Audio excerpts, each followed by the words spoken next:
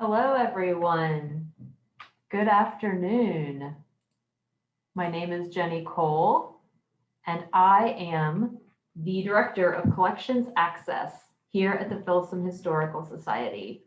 I'm so glad you're able to join us for today's presentation. And today's speaker is my dear colleague, Jim Prichard. Pritch is a reference specialist and manuscript cataloger with us here at the Filson. And before he joined us, he provided years of valuable assistance to the research community at the Kentucky Department for Libraries and Archives.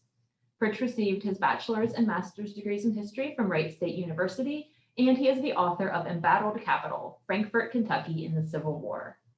So thank you again for joining us. And without further ado, I'd like to turn things over to Pritch for his presentation, This Priceless Jewel, Liberty, the Doyle Conspiracy of 1848. Pritch will be joining us in just a moment. There he is. Thanks, Pritch. Thanks very much, Jenny. I understand we have a large group this afternoon, which is really exciting for me. And before we begin, I just want to share up front, my passion for history has been lifelong, ever since childhood. I've particularly been interested in the Civil War era, although I never crossed the line into being a reenactor. But today I'll be a reenactor of sorts, because before there was public television, before there was KET, in the 19th century and early 20th century, people would pay to go to a theater and hear a historian speak on various topics involving American and European history. So we're going to recreate that type of lecture for you this afternoon.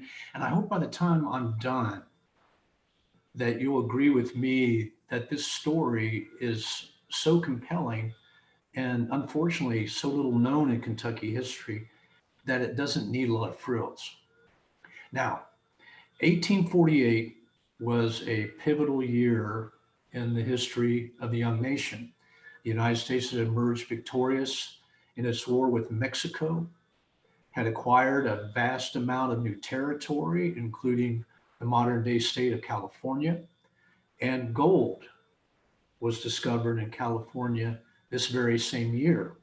At the same time, Louisville's own General Zachary Taylor, the hero of the Battle of Buena Vista, would market his military career all the way into the White House. He would be elected to the presidency in the fall of 1848.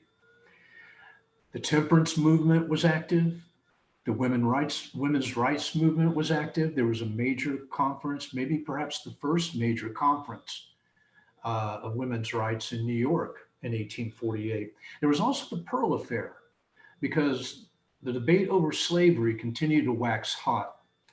And the nefarious abolitionists were so bold and so unscrupulous, they literally attacked the District of Columbia and enticed away some 76 enslaved people onto a schooner, the Pearl, which began to sail down Chesapeake Bay in an effort to reach the north.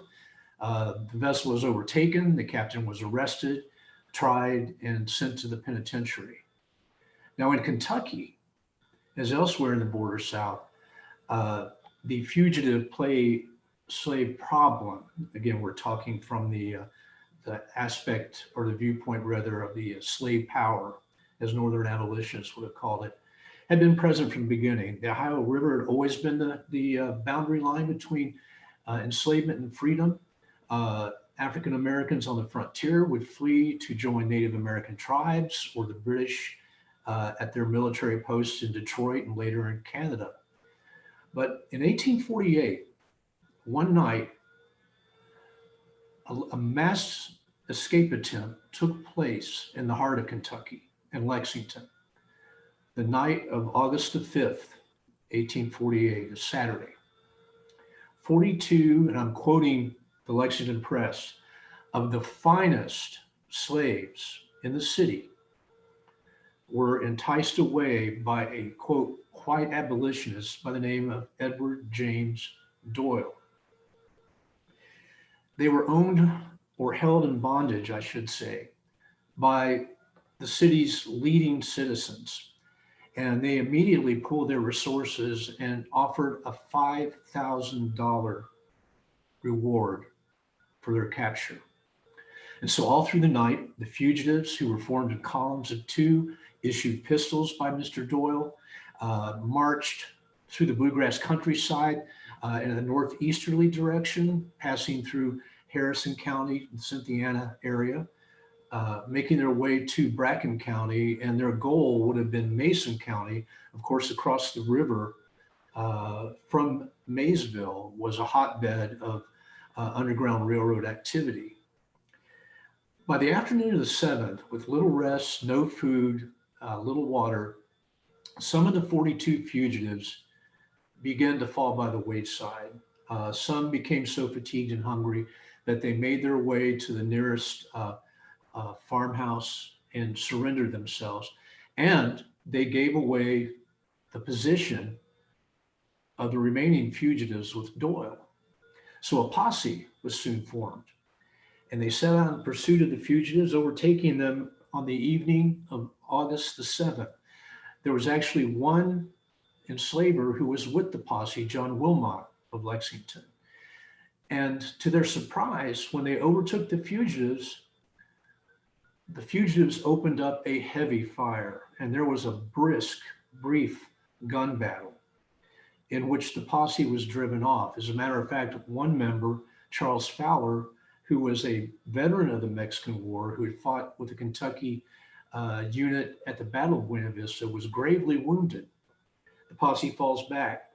Reinforcements arrive. They set out in pursuit again, overtake the fugitives in Bracken County near Walker's Mill. Another heavy firefight broke out, and another Mexican War veteran who actually served with young Fowler at Buena Vista was shot from his horse, his hat riddled with bullets, and was nearly surrounded and captured himself.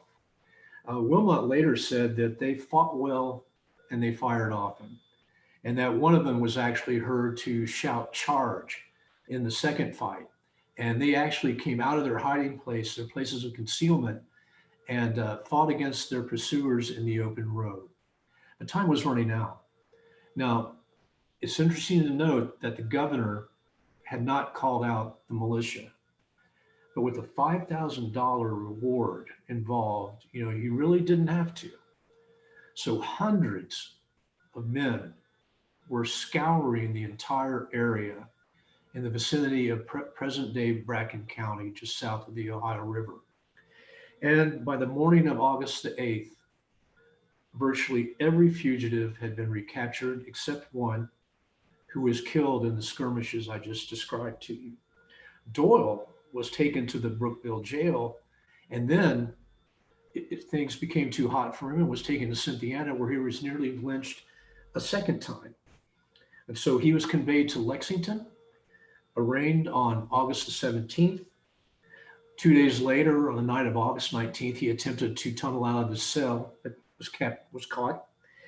And then on October the 9th, he was tried in the Fayette County Circuit Court. Now, this is an interesting aspect of slavery and the law and justice in that era. The judge, Richard A. Buckner, had presided over the slave stealing trials of the Reverend Calvin Fairbank and Delia Webster, who of course were sent to the Kentucky State Penitentiary for that particular felony by Kentucky law. Doyle's defense counsels were Major John C. Breckinridge, who had recently returned from the Mexican War, destined to become Vice President of the United States, later a Confederate general, and the last Secretary of War of the Confederacy. And his partner, his law partner, Samuel R. Bullock. Now, Breckinridge was the grandson of one of the slaveholders who lost 5 slaves to Mr. Doyle's conspiracy. Bullock, in his capacity as a legal agent, was also legally responsible for reclaiming another of the fugitives. So it should come as no surprise, although again, Breckinridge in particular was a man considered to be honorable and having high integrity. Doyle was found guilty and was sentenced to 20 years in the state penitentiary for the crime of enticing slaves to run away. And I think that's an interesting point that will help us understand what I'm going to share with you in the next few minutes. Enticing slaves to run away. There had to be a serpent in Eden. And that serpent, of course, in the eyes of the slaveholding community, were abolitionists. So he was sent off to the penitentiary, and not long afterward, the ringleaders, alleged ringleaders of the escape attempt, African-American fugitives, would also be tried in Brookville and Bracken County on the charges of insurrection, rebellion, and shooting with intent to kill. Now, these felonies would bring a verdict of death. But before we proceed further, think of it. Think of it. If you were a Northern abolitionist, a Northern anti-slavery advocate, what a blow did Mr. Doyle, young Doyle, strike to the slave power in Kentucky, the heart of the bluegrass, the area that probably had the highest population of enslaved people in the state. And though they were owned by the leading citizens of Lexington, all of them were part of the social circle of the powerful Senator Henry Clay, one of the great statesmen of the early republic, a slaveholder himself. He did not suffer any losses in this conspiracy, but many of his friends and acquaintances did. They would include Mary Hopkins Breckinridge, the 79-year-old widow of Senator John Breckinridge, who was a force in politics himself in the Jeffersonian era. She was blind, living on her farm outside of the city, a very respectable, formidable lady. And there's an anecdote about her to the effect that though she was blind, one of her young female servants always stayed with her for company and would knit. And the matriarch of the Breckinridge family could tell when she missed a stitch and would reprimand her. So you can imagine the quiet hell that young lady experienced in all her life at that particular farm near Lexington. Ben Gratz, a leader of Lexington's Jewish community, War of 1812 veteran, on the board of Transylvania University. His sister, Rebecca of Philadelphia, was so beautiful that Sir Walter Scott made her the model of Rebecca in Ivanhoe. Gratz made his fortune in the hemp industry, and again was one of the wealthiest residents in the community, very influential in Whig politics, and his Jerry and Walker were among the fugitives. Cassius Marcellus Clay, who at that time was, to say controversial, to put it mildly, as an anti-slavery advocate, also lost his, quote, trusty Jack, to use his language, to the Doyle conspiracy.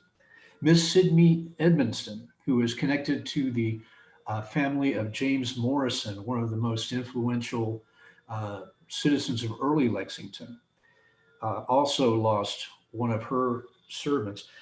The servant in question was actually owned by her nephew, Richard Pendell, who was an attorney and a friend of Henry Clay.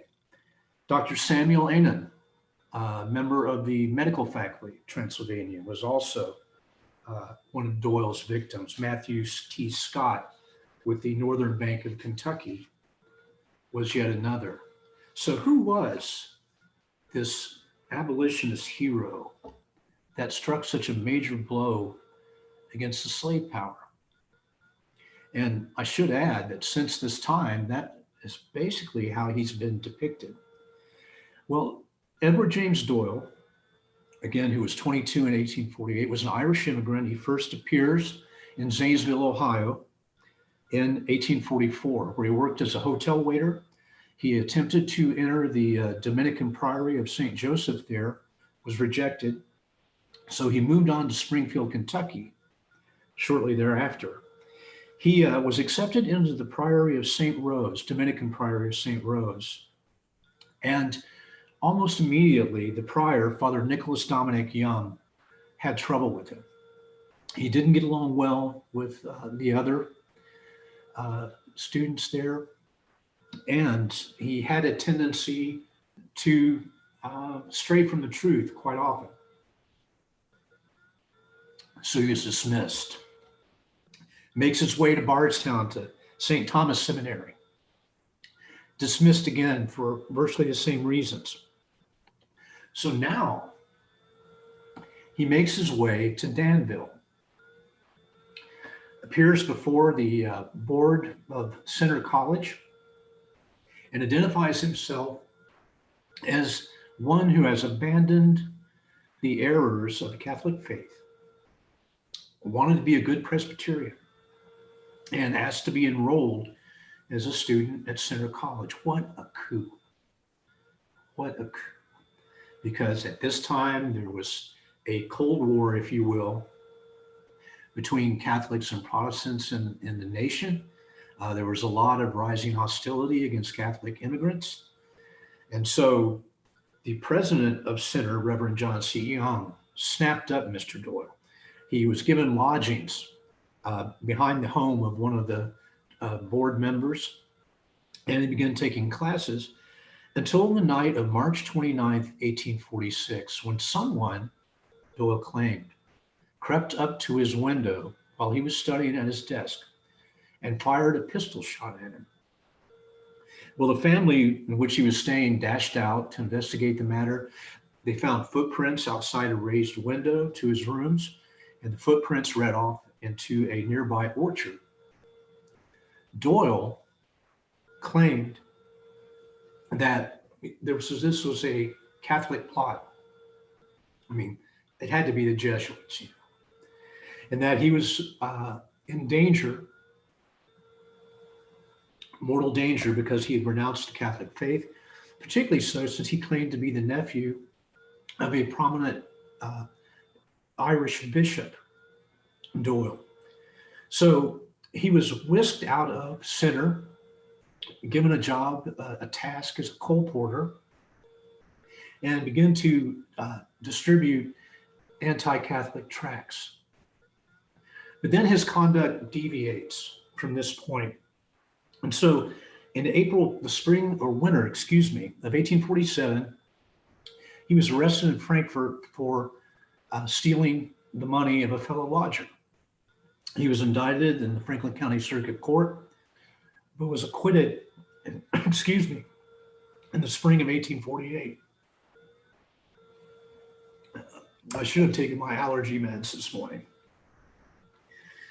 The main reason he was acquitted was because most of the people in the jury felt that his theft was a case of temporary insanity. He's released in Frankfort, makes his way to Cincinnati, teams up with one or two free persons of color, persuades them to come with him to Louisville, and attempts to sell them into slavery. So he's locked in the Louisville workhouse on a charge of, quote, evil fame. I guess his reputation was getting pretty well known by this time. But he escaped, made his way back to Cincinnati, and a citizen of Louisville ran into him. He boasted about how easily he escaped from the city of Louisville. And he boasted that he was now offering his services to Kentucky slaveholders to help them recover their fugitive slaves in the state of Ohio. When he was arrested in Bracken County, he claimed to be a Methodist circuit rider. On his person was found the money that the fugitives had paid him for his services as a guide. Also a letter from a free person of color in Cincinnati who had given him money to buy her enslaved son out of bondage.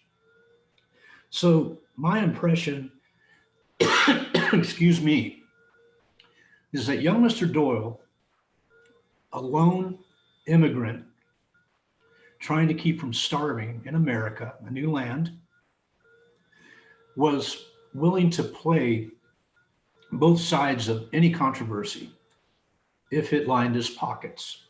So he played the Catholics against the Presbyterians. Now he's not only playing holders and friends of the fugitives, but he's also playing the fugitives themselves. On August 16th, 1848, the Louisville Daily Courier, a very staunch pro-slavery newspaper, told the people of the North, and particularly Northern abolitionists, that do not count Mr. Doyle among your heroes. He is no abolitionist. And they proposed that no doubt, had the fugitives made it across the river to Ohio, he would have turned some of them in for the reward being offered.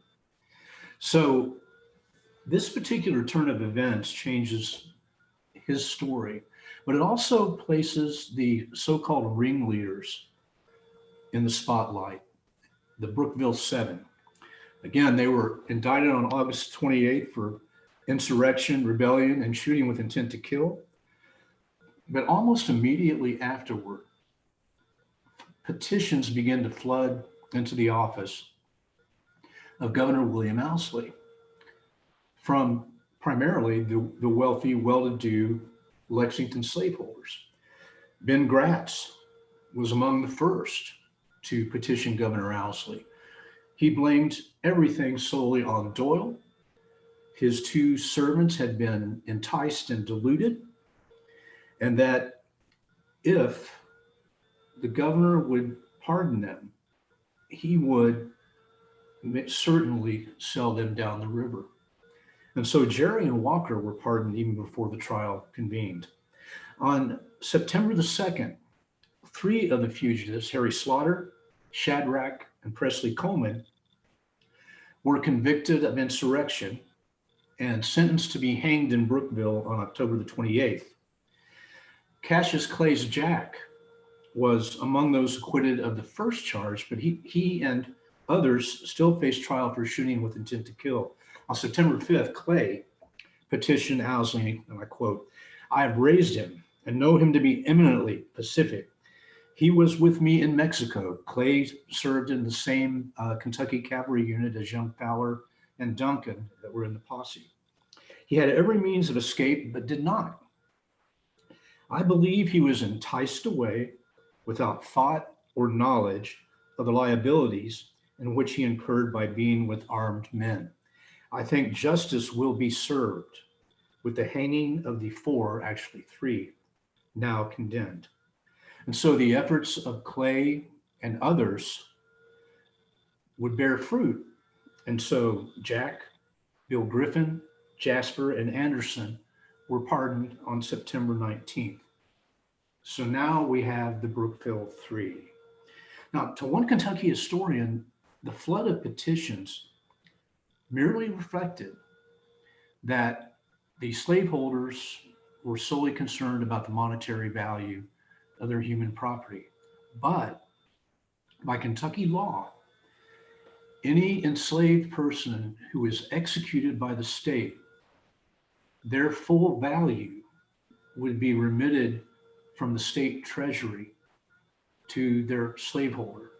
So that the economic factor isn't really, in my opinion, part of the picture here. What I think explains a lot of the actions of the petitioners stems from the fact of their self-image. John Hope Franklin, in his book, Runaway Slaves, Rebels on the Plantation, pointed out, particularly when we're talking about the wealthiest of the slaveholders in the South, they regarded themselves as good people, good Christians, humane. And so this was completely unfathomable to them that their trusted servants would break faith with them.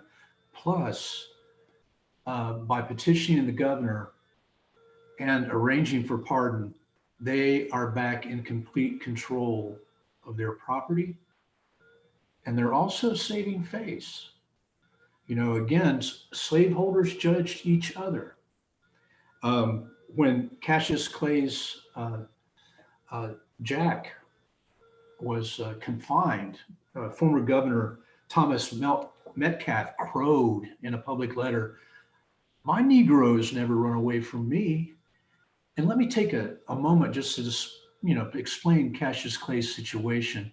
Again, when he decided to pick up the banner of the anti-slavery movement, he emancipated those slaves he had inherited from his father. But there was a group of enslaved people at Whitehall, the family estate, that were held in trust for Clay and his brothers. As a matter of fact, his older brother Brutus had actual control of these so-called trust slaves. And many of these trust slaves, worked in Whitehall, in Cassius Clay's home in Lexington. And of course, Jack was his body servant.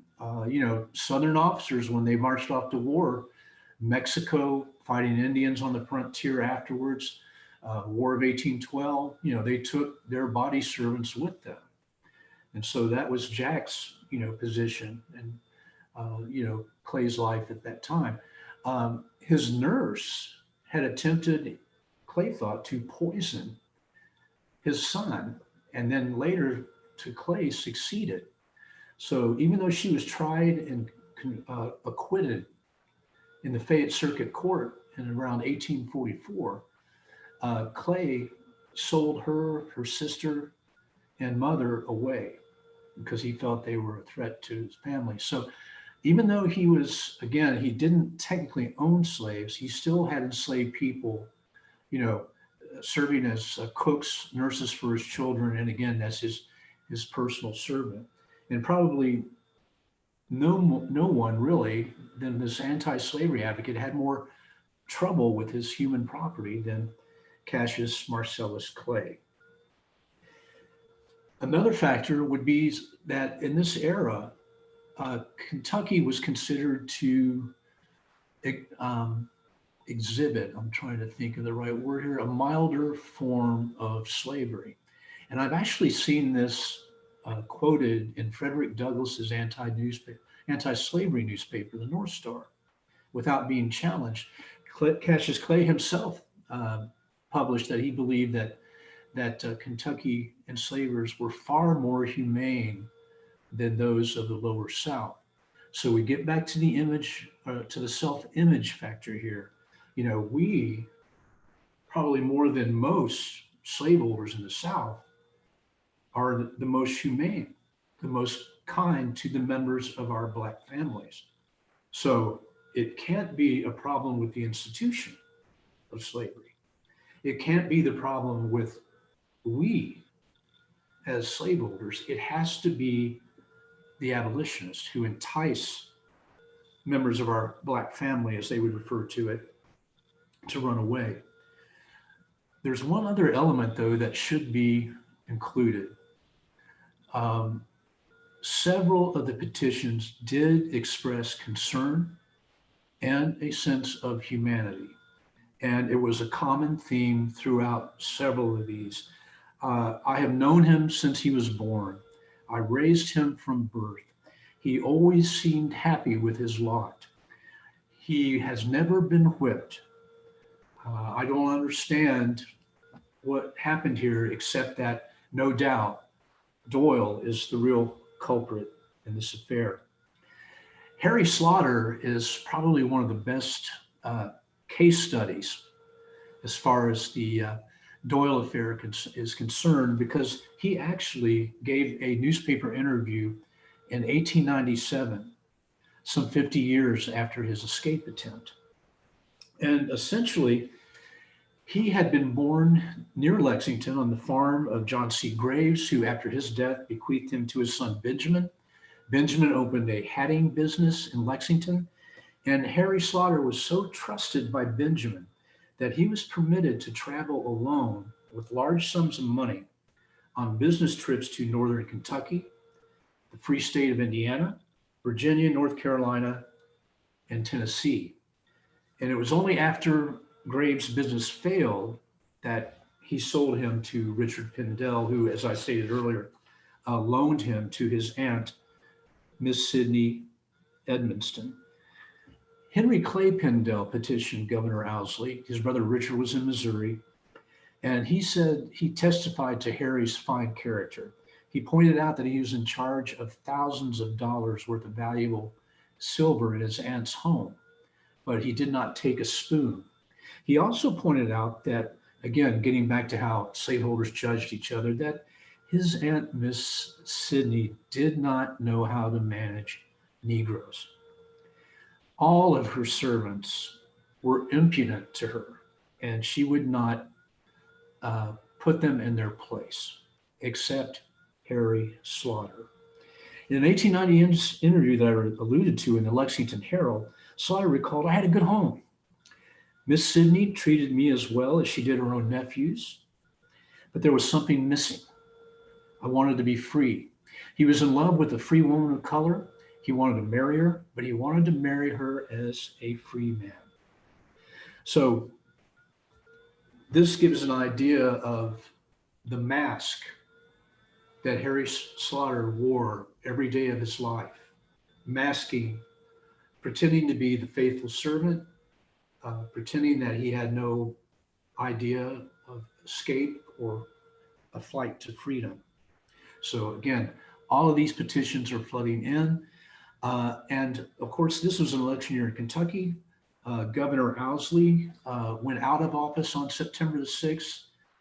And on that day, he pardoned Harry. And Harry was conveyed from the Brookville jail to the slave jail in Lexington.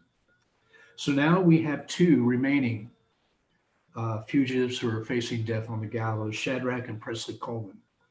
And so here enters probably one of the most compelling figures in this little courtroom drama, Judge Walker Reed of Maysville. He was in his 60s, I believe, at the time, a War of 1812 veteran, disciple of Andrew Jackson, a duelist, and the holder of 42 enslaved people valued at $8,000 in 1848.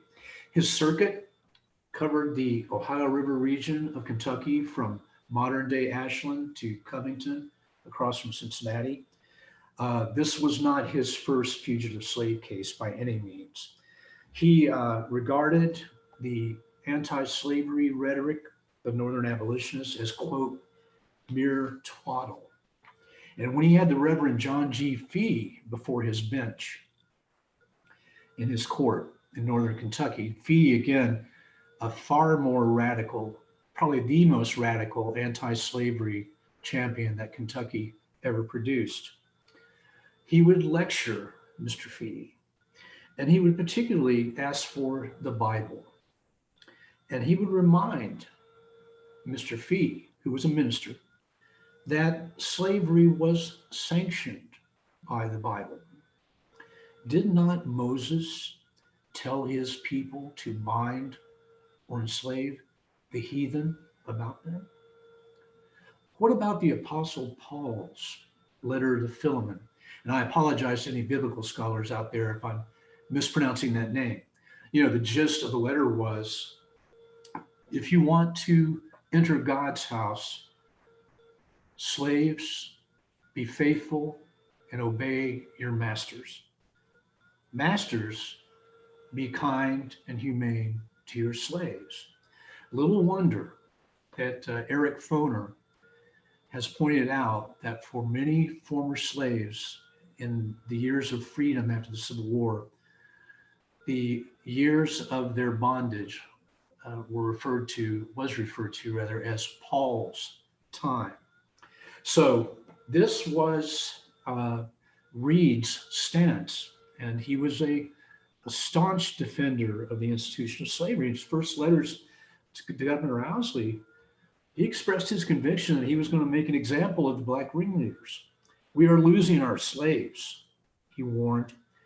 "We might as well emancipate them as to let them all be stolen away."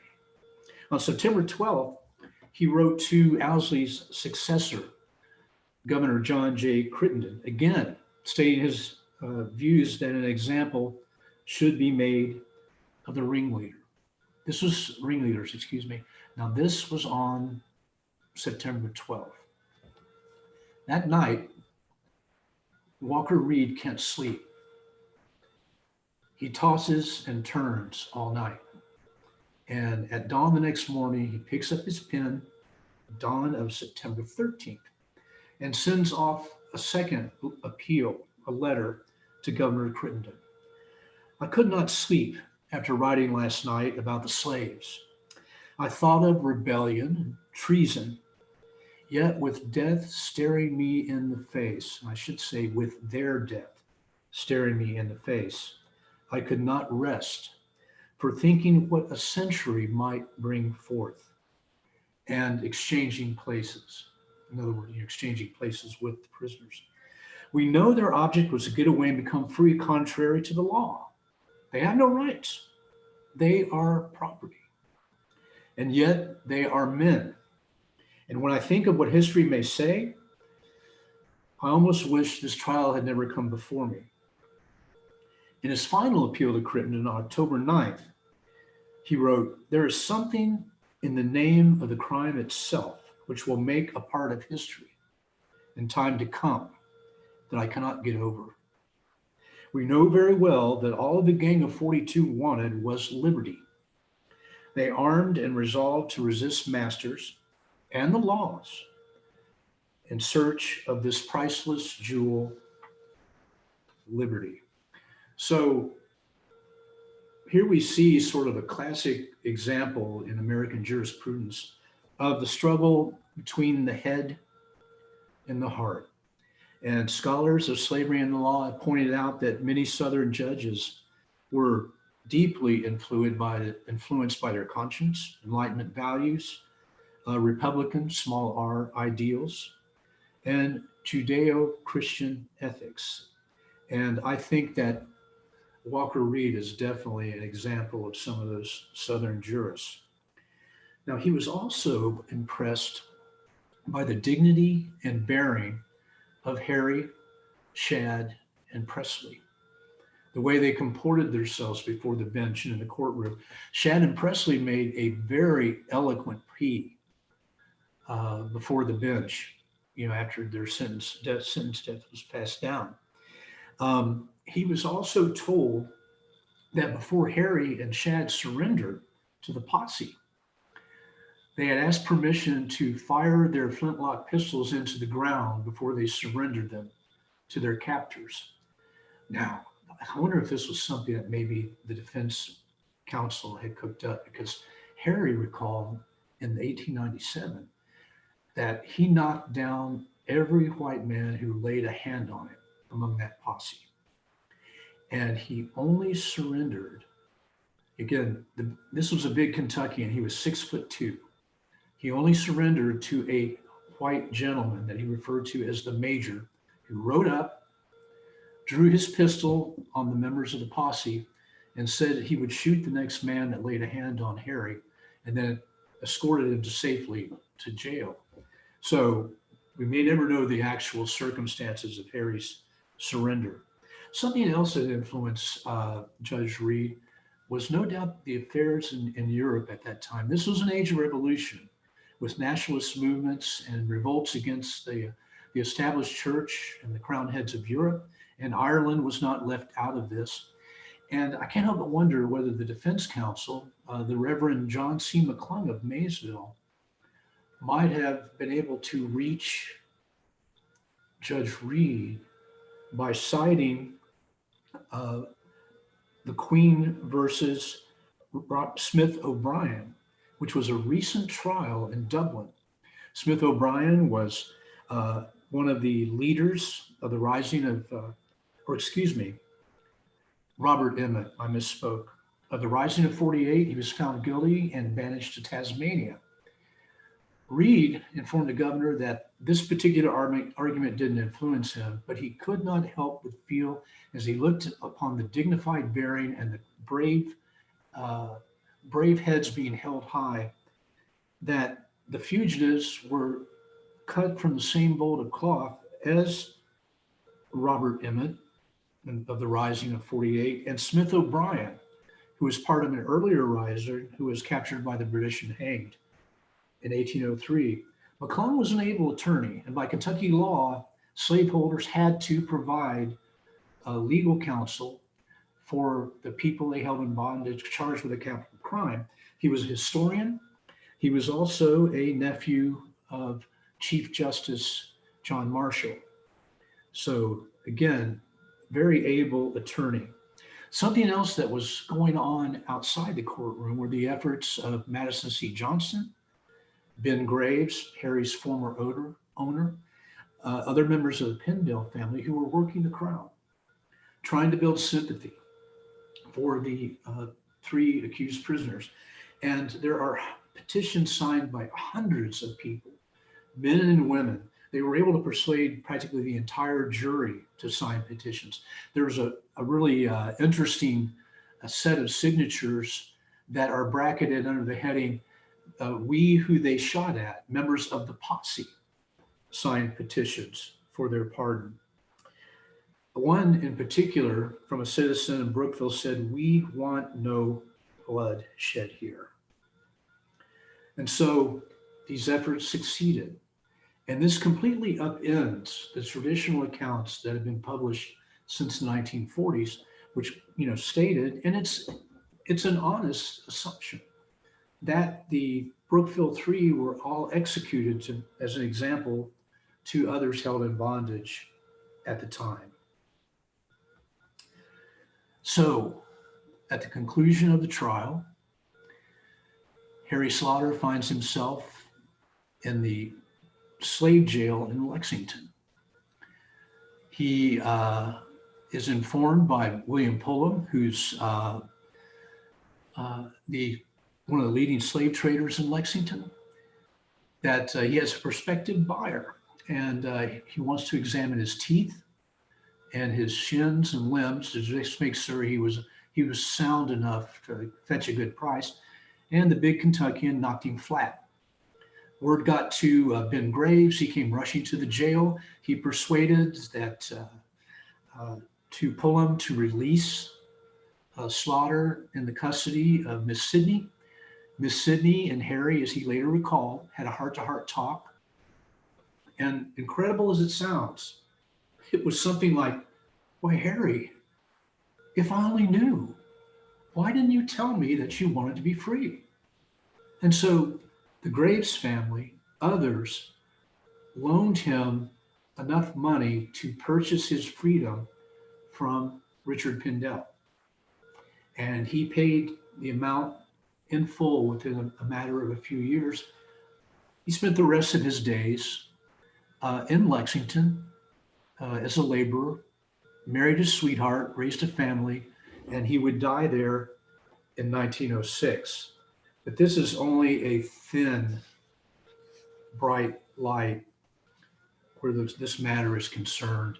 The Breckinridge family papers of the Library of Congress reveal that all 5 of the bondsmen that fled with Doyle were sold away to an Arkansas plantation. Brutus Clay, at Cassius's request, sold Trusty Jack away even before he was released from jail. And it stands to reason that virtually all the other of the 42 were sold down the river.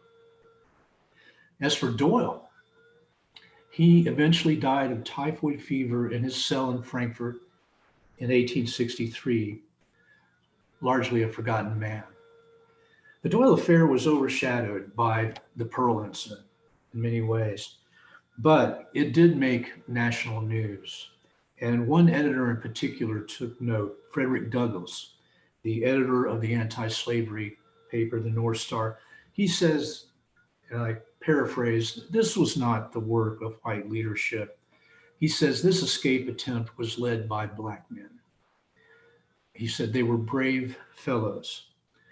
And despite the fact that it failed, he warned Kentuckians, "You may soon find adversaries that were far more worthy than the foes you faced in Mexico on your own soil."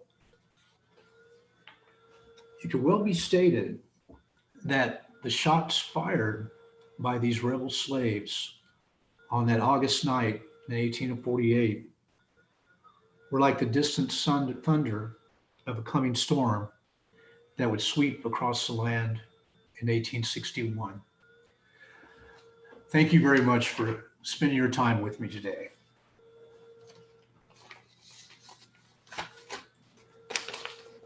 Thanks so much, Pritch. We've had a really lively discussion / question bit in the chat. So I'm excited, Pritch, to start asking you some of these questions. One of the first ones that came through was, do we have resources that talk about the depth and the detail of Doyle's plans? Do we know, did he have a detailed plan, or was it just very vague? I was going to say everything's based on newspaper accounts. And unfortunately, the Commonwealth versus Doyle in the Fayette Circuit Court, that case file is missing. The minutes of his arraignment were published in the Lexington Observer and Reporter, but we can only infer based on what was reported in newspapers, what was reported during the arraignment. For instance, the fact that the fugitives themselves who testified in Brookville said that he asked $100 for each of the 42 fugitives to be able to guide them to the Ohio. He didn't get that much, but he also had money from, again, as I shared, a free woman in Cincinnati who wanted to buy her son out of bondage in Kentucky. And then, of course, also would accept money from any slaveholder who wanted him to go to Ohio and bring their fugitives back. So we don't have any type of written or even a statement from him as to his plans, but this is what I've inferred. There was another question about sources that I tried to answer since I am privy to your chapter on the Doyle conspiracy, and it was about Catholics versus Protestants in the 1840s and what sort of sources you used to get at the situation with Doyle at center and Doyle in the priories. And I said that my recollection of your sources was the Catholic Advocate and the Presbyterian Herald papers. Yes, those two newspapers, which were based in Louisville, were excellent sources. Prior Young from St. Rose wrote a lengthy public letter at the request of the editor of the Advocate that explained Doyle's stay at St. Rose, what happened to him in Bardstown. And of course, the Presbyterian Herald contained letters from President Young of Center, explaining his aspect. Young played it up as a, quote, papal outrage, the assassination attempt. The editor of the Catholic Advocate referred to Doyle as little Mr. Shot At, and said that the whole thing was blown completely out of proportion. What level of reliability do you feel like these newspaper accounts can provide? I was thinking that, and we actually have a great question in the chat about that too. Like, do you feel like we have to take what the papers are saying as a grain of salt, because to some degree you always take propaganda, even today, you take it with a grain of salt. But one of the things that I focused on in particular were eyewitness statements that were posted in the Lexington press and the minutes of the arraignment, which had all the witnesses with a lot of valuable information about the pursuit, Doyle's arrest and capture, and also the capture of the fugitives. Details about the skirmishes and so forth were from the arraignment minutes. Great, thanks. There was a specific question. Could you name any whites in Kentucky that were not trying to profiteer from abolition or freedom work, but they were actually trying to free individuals, knowing that owning humans was wrong? Do you have any names you could give off the top of your head on that, Pritch? First and foremost would be the Reverend John G. Fee. I'm sure, it's been so long since I've read his autobiography and biographies about him. I'm sure that he did not close his door shut if a fugitive appeared and sought his aid. Again, Cassius Clay, as far as an anti-slavery advocate, was a moderate. He wanted slavery to be ended in a slow, gradual way legally. But there were about 70 individuals who were also confined in the state penitentiary for assisting slaves to run away. And they are both genders, both races. Some of them were of Doyle's stamp. Others were genuinely concerned about the plight of the slave. And others were, there's cases of interracial romance or instances of where a man would be enslaved, or a man would be freed, but the woman he loved was enslaved, so he would help her run away and be caught. But John G. Fee, I think, would top the list.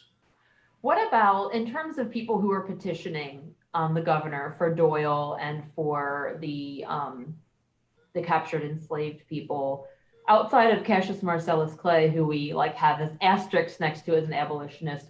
Were there other? Can you refresh on from your talk? What were there other abolitionists who were requesting pardons, or was it mainly the enslavers? Yeah, they were largely. I won't speak in generalities because I don't have my detailed notes in front of me, but members of the Whig Party, part of Henry Clay's circle, members of the American Colonization Society. So in that sense, they were mildly anti-slavery in the sense that they didn't support immediate abolition, but supported gradual abolition coupled with the colonization of free persons of color in Africa. So many of them were members of that organization. And of course, Henry Clay headed that. Right, great. Dick Clay suggests that Reverend David Rice, a Presbyterian pastor, was also an early anti-slavery advocate in Kentucky. Thanks, Dick. Thanks for sharing that. Yeah. Another question that we had, and I apologize to everyone who's asking questions, I'm keeping up. Do you think that the slaveholders, using biblical quotes, was trying to say this is destiny, that it's God's will that there's slavery, similar to how some use that for, say, white male superiority over women, et cetera? Do you think that's sort of on the same? It's rooted in that really a medieval worldview in Western Europe. Why do I lord over you? Why do you till my lands? It is the will of God. So, I mean, it's rooted in that type of mindset. And, Isabel Wilkerson's book on caste, I would recommend to a lot of people. I just started reading it.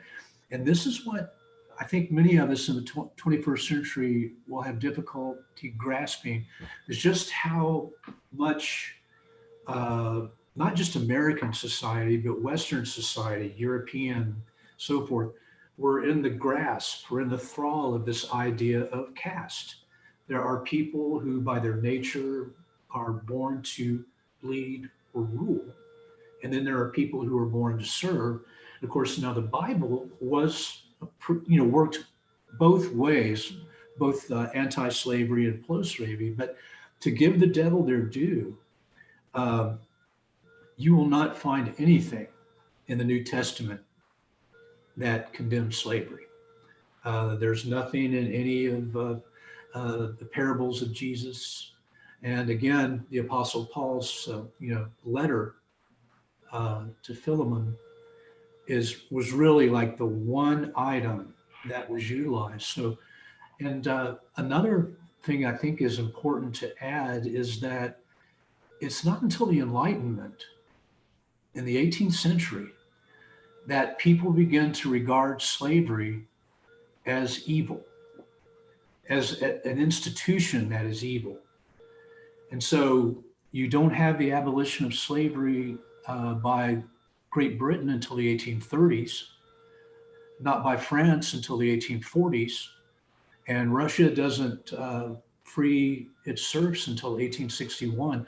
So the idea that slavery, this is all starting to boil to the surface during the Age of Revolution. So we have one comment sort of in response to that, in terms of thinking about the New Testament, that slavery during the times of the Roman Empire was a different form of slavery than the chattel slavery that we saw in the United States. Just the whole look of it. That's something that came about later, later in time. And that wasn't really a question, just a comment for part of the discussion. And then another just came up that said, did the Bible, it talked about slavery also, was the Quran, are you aware of the Quran underscoring slavery or anti-slavery in any of it? That's my understanding, but what's different about slavery in Islamic civilization and slavery, let's say in the American South, is that Islamic civilization wasn't a slave-based society like the American South, like Brazil. Moses Finley, the great scholar of slavery in the ancient world, said, in a slave-based society, it really is the foundation for your entire economy, your social structure.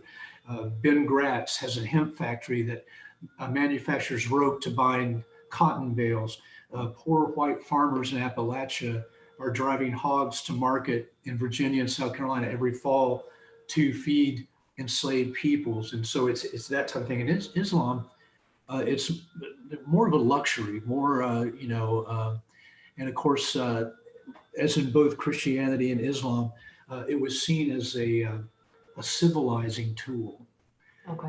By the people of past times. So, but to bring it back a little bit more to the specific topic of your talk, we have one man who joined us, George, who joined us, said, don't we think it's time to lay to rest the myth that Kentucky had some sort of milder form of slavery?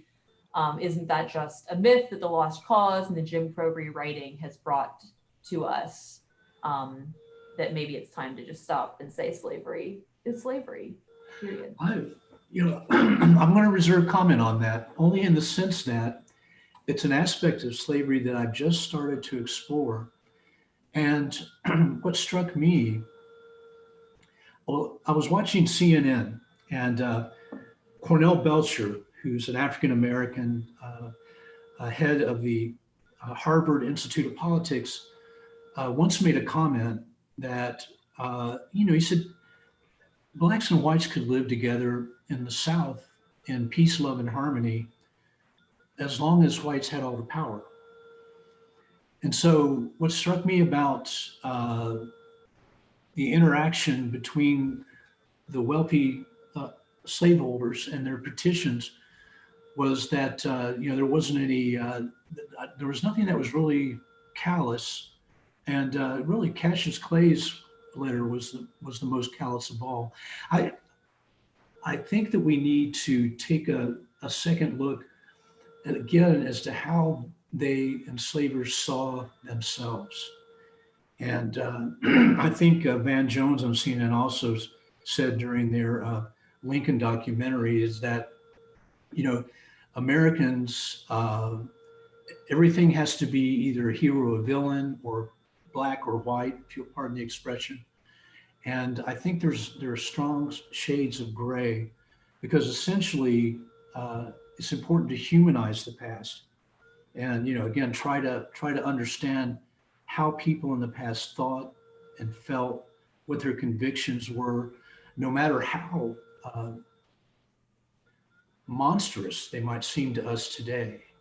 So I'm holding my judgment on that until I dig into this further, because this is kind of a new project for me. Thanks so much, Prich, and thanks to everyone who joined us. If anyone has more questions, please feel free to drop us an email at the Filson. I monitor the research at Filson Historical account, and I'm happy to send all your questions right to Prich. So thank you again for your time, and we look forward to seeing you soon. Have a great day, everybody.